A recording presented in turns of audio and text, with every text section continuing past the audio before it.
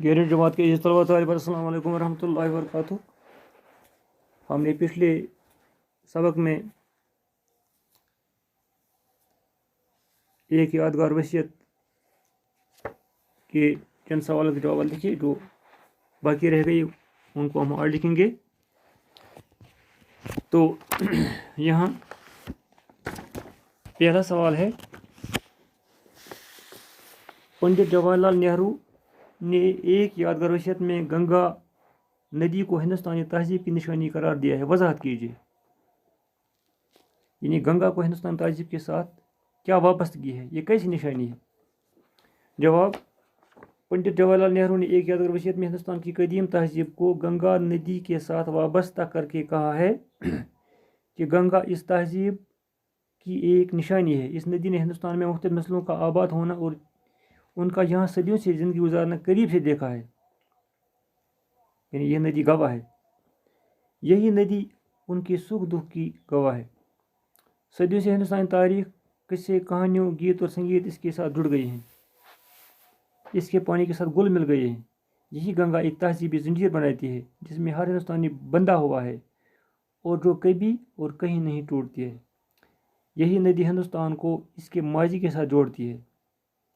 इसलिए पंडित नेहरू वसीयत करते हैं कि मरने के बाद उनकी मुट्ठी भर राख एहतराम के तौर पर गंगा में बहा दी जाए। एक और सवाल है, पंडित जवाहरलाल नेहरू हिंदुस्तानी अवाम को क्या पैगाम देते हैं? यानी इस वसीयत में पंडित जवाहरलाल नेहरू अपने अवाम को, हिंदुस्तानी अवाम को क्या पैगाम देते हैं? जवाब, पंडित जवाहरलाल नेहरू हिंदुस्तानी अवाम को एक वसीयत में यह पैगाम देते हैं कि उन्हें खुद को रवायात और रस्मों का कैदी नहीं बनाना चाहिए, क्योंकि यह जंजीरें उन्हें तरक्की के राहों में आगे नहीं बढ़ने देती हैं और समाज के मुख्तलिफ तबकों और मजहबों के साथ ताल्लुक़ रखने वाले लोगों के दरमियान नाइतफाकी व नाबराबरी को बढ़ावा देती है। इसलिए आज के हालात का यही तकाजा है कि इन बंधनों से खुद को बिल्कुल आज़ाद किया जाए। लेकिन पंडित नेहरू माजी की हर एक चीज़ को बिल्कुल बेफ़ायदा और काबिल तरक भी करार नहीं देते हैं। वो माजी के तहजीब वर्षे की अहम बातों को लायक तहसीन और काबिल फ़ख्र करार देते हैं और इस बात का खुला इतराफ़ भी करते हैं कि हर हिंदुस्तानी की तरह वो भी इस तहजीब जंजीर का हिस्सा हैं जो कभी और कहीं नहीं टूटते हैं। यानी पंडित जवाहरलाल नेहरू अपनी आवाम को मुत्तहिद रखना चाहते हैं ताकि मुल्क तरक्की करे। एक और सवाल, पंडित नेहरू हिंदुस्तान का अब्दी हिस्सा क्यों कर बनना चाहते हैं? जवाब, पंडित नेहरू एक यादगार वसीयत में अपनी मौत के बाद अपनी राख के बेहतर हिस्से को हवाई जहाज़ में ले जाकर हिंदुस्तान के खेतों में बिखेरने पर जोर देते हैं ताकि उनकी राख हिंदुस्तान की मिट्टी में मिलकर इस मुल्क का अब्दी हिस्सा बन जाए। दरअसल पंडित नेहरू के वतन के साथ वाबस्ता जज्बात का इजहार है कि वो वतन से इस कदर मोहब्बत करते हैं कि मरकर भी इससे अलग होना नहीं चाहते हैं। यानी पंडित नेहरू इसलिए अपनी खाक को हवाई जहाज़ के ज़रिए बिखेरना चाहते हैं वतन की पूरी ज़मीन पर। ये उनकी वतन के साथ मोहब्बत का इजहार है।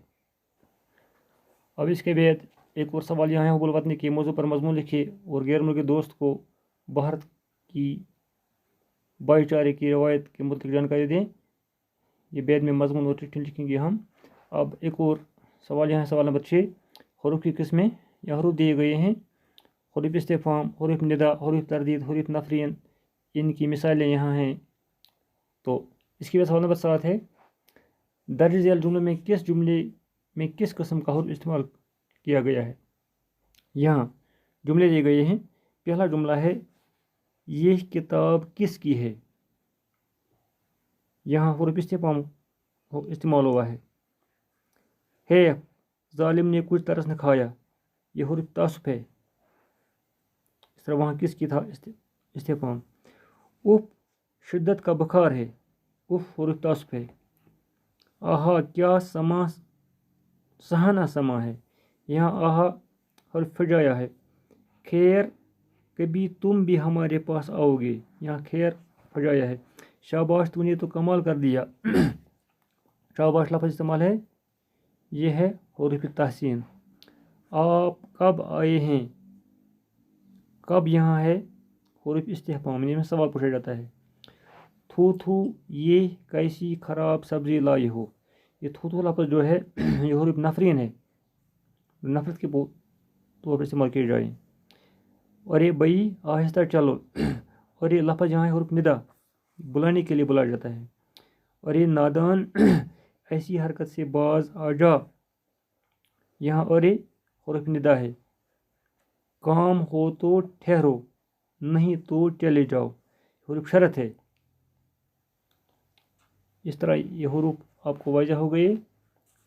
تو اس کے ساتھ ہی اس سبق کے سوالات مکمل ہوئے.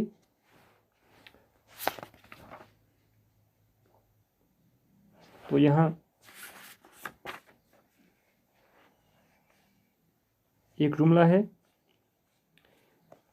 اس کی وضاحت کرنی ہے. میری راہ کا ایک حصہ سارے بھارت میں بکھیر دیا جائے. یہ پنڈت جی کیا کہتے ہیں؟ پنڈت جی کہتے ہیں کہ ان کی راہ کا ایک حصہ سارے بھارت میں بکھیر دیا جائے تاکہ وہ باہر کی مٹی مل جائے اور وطن کی خاک میں وہ مٹی مل کر ہندوستان کا ابدی حصہ بن جائے. یہ کیوں یہ کہا اس نے نہرو جی نے؟ اس طرح اس وصیت میں پنڈت نہرو نے جو ہندوستان کے وزیر اعظم رہے ہیں اپنے وطن کے لوگوں کو یہ پیغام دیا ہے کہ اتفاق سے رہو، مذہبی منافقت کو چھوڑو، تو اس طرح یہ ملک ترقی کرے گا. اور ساتھ ہی اپنی تہذیب کو بھی بہت پسند کیا ہے اور گنگا کی اہمیت اور تہذیبی اور ثقافتی وراثت کو تسلیم کیا ہے. اس طرح اس سبق کی سوالات مکمل ہو گئی. باقی شکریہ.